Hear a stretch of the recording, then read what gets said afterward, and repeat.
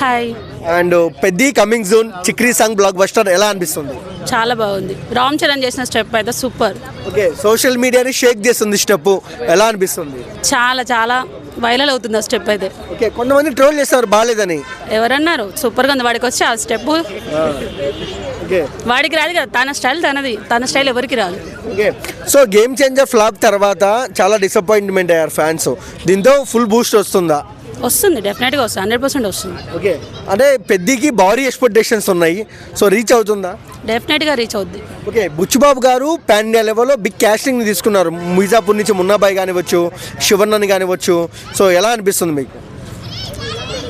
షేక్ చేస్తుంది థియేటర్ని? డెఫినెట్గా షేక్ చేస్తుంది. సో సాంగ్ కూడా. వన్ వర్డ్ అబౌట్ పెద్ది అంటే ఏం చెప్తారమ్మా? పెద్ది అంటే తోపే ఇంకా. ఓకే, రామ్ చరణ్ లుక్స్ ఎలా అనిపించినాయి? ఆయన లుక్స్ సూపర్. రాయల్ లుక్స్ ఎలా ఉన్నాయా?